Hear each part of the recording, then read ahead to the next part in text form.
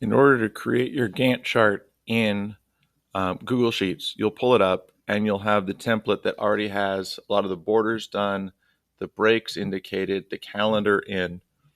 So what you'll really need to do is get your phases and tasks in from the previous assignment.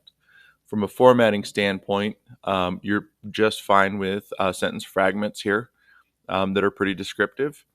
And your phases should be in bold and all caps. So those may need to be retyped.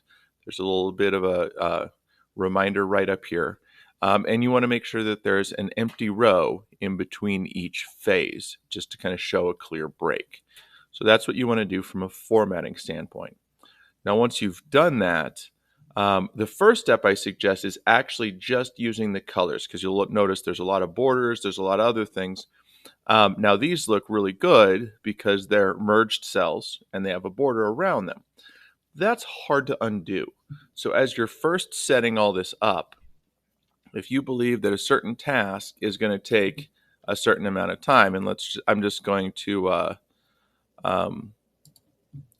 again, just to have something to tape or to type, I'm going to create a phase real quick. This one's going to say sample phase. Underneath that, I have sample task. Obviously, very descriptive. So descriptive, we need 2 capital letters. All right, and I believe, based on what's been done before, what's been done after, that this sample task is going to take me 5 class periods, and I'm going to start this date and I'm going to end this date. So what I will do is I'll come up here to the fill color and I'll pick, and in this case, I would suggest using fairly bold colors. It's nice if you kind of like pick a row and stay kind of inside that row. The colors all seem to go together. If you want to jump around a little bit, that's fine. If you want them to be mostly like in the cool color range or in the warm color range, you can jump around some, but I wouldn't try to mix like your pastel colors with your more bold colors. That doesn't tend to look as good. So just go ahead and, in this case, pick a color. I'm going to pick purple. All right. And I can then say, okay, the following task is going to go for 3 days. It's going to go during this whole self-contained in this week, which is great. Okay. And then I can keep going. Perhaps this actual Friday is more of a transition day between 2 tasks that maybe run a little bit like right up till break here. We'll pick a color. This time we'll go with the blue.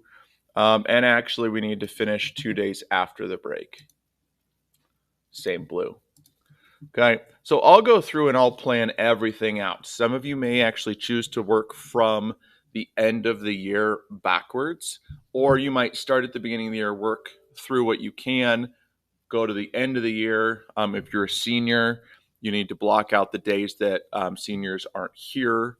You might then add a phase that's the end, that's your closing phase, where you get your website ready, process any final things, get everything really good to go. That's your last couple days. And again, you can work backwards from there. So anyways, you work, you get everything done. All right. So now what I start to do is, we don't like the look of these borders here. This doesn't look like a uniform color bar. So what I'll do on each one of these is I'll highlight those.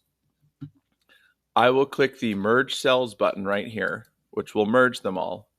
And then I will go to borders, and under the border style, I want to pick the second one, and I'm going to say outer border. So that's going to put a border around the edge. So then I can go right to the next one, highlight these 3 cells, same thing, merge cells, borders. Now the nice part is border style is already checked, so I can just hit outer border. And that's why this is nice to do. Now, for this one, when it goes across, like that's kind of hard to do, and it's going to like make this black one. So if you have something that bridges over a break, what you want to do is do it as 2 separate. So highlight right up to the break, merge, border, outer border, and then I'm going to grab these 2, and I am going to merge, border, outer border. Okay, and you can see with the black bar here, it just looks like there's that gap right there for the break, but it still looks really good. You do this all the way through. Make sure you got everything planned out truly from some of the finishing your project's planning phase, down to some sort of a wrap up or closing phase where you complete your website and you do any final documentation in preparing that final portfolio.